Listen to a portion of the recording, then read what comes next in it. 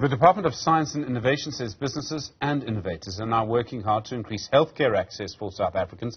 Department officials attending the Bio Africa convention underway in eThekwini, the three-day program focusing on 5 main areas: health, agriculture, zoonotics, finance, market access and investments. One of the discussion points is the role of women in these sectors. Our reporter Ahmed Kajee is there. He joins us now. Ahmed, good afternoon to you. What are the main points of the discussions today?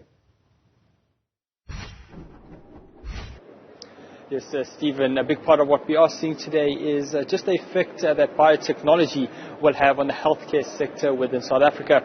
Earlier today, we had spoken to a few exhibitors who are actually looking for some funding within the healthcare sector and the best way for them to contribute to the economy. A big part of what we have also seen is the contribution of COVID-19 and the research which we have seen in South Africa and the biotechnology when it comes through to tackling COVID-19 pandemic, increasing medical research and obviously research with regards to HIV/AIDS research, which we have seen considerably increasing over the last 2 decades in South Africa as well. Traditional and perhaps rather I should say natural medication has also been an important part of the discussions here today, with the many exhibitors hoping to get funding in a sector and in an industry which has been on the up over the last few years, with many people from governments, many government officials actually saying they're hoping to increase the profitability of that particular sector in the country. But as we say that women seem to be an important part of the discussion, specifically focusing on the fact that we are approaching the end of Women's Month as well.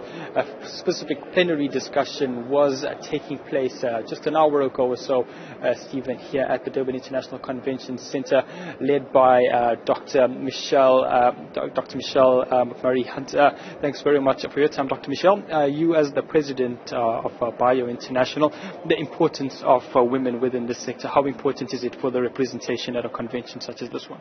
Oh, it's so important. It's important for them to be able to see each other and to draw strength from each other, but it's also important for everyone who's waiting on the science. Every patient that's waiting on a cure needs to have a diverse set of scientists around the table to make sure that those cures are achieved as quickly as possible and as precisely as possible.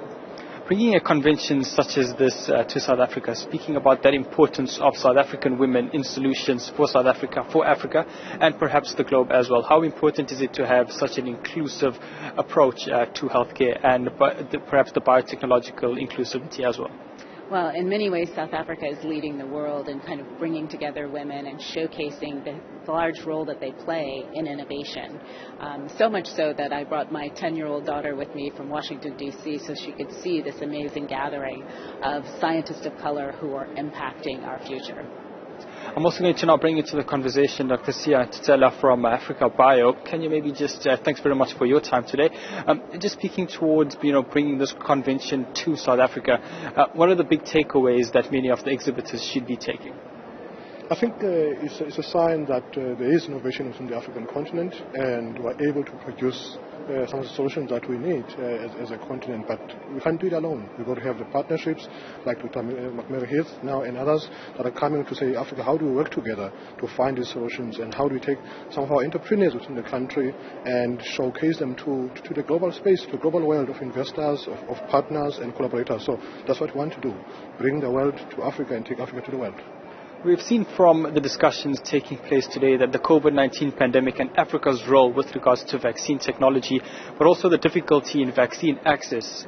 How important is it for South Africa and for Africa to then be the owners of its own solutions? Look, it's important, right? We have to innovate as Africa. We have to find our own solutions, but as I said, we can't do it alone. And there's so many solutions outside in the world, and if you can find the right partners that are able to say, Africa will manufacture within the continent, will innovate wherever we can, bring to the continent and provide those solutions to the masses of the world. That's what we want to do. Yes, of course, we're trying to also do our own things, innovate and come up with our own solutions. But we won't solve all of our problems alone. So we have to have those international partners that are coming in and that are manufacturing within the continent, or even bringing some part of the manufacturing, global manufacturing within the continent, whether it's upstream or downstream within the process of manufacturing. Stella, thanks very much for your time today, and Dr. Michelle, thanks very much for your time as well. Stephen, that's just representatives and perhaps the presidents actually and the executive directors coming through from Bio International as well as Africa Bio, giving us their insight into what we are expecting over the next few days, and just the importance of women in the biotechnological aspect and that particular sector in South Africa, and also speaking towards the role that South Africa and Africa must play with regards to biotechnology and health solutions in the healthcare sector, not just within the country and within the continent, but also speaking towards the globe as well. The conference and the convention will be continuing today, tomorrow, and then wrapping up on Wednesday afternoon. Stephen. Ahmed Kajee, thanks very much indeed. Important conference underway at the moment.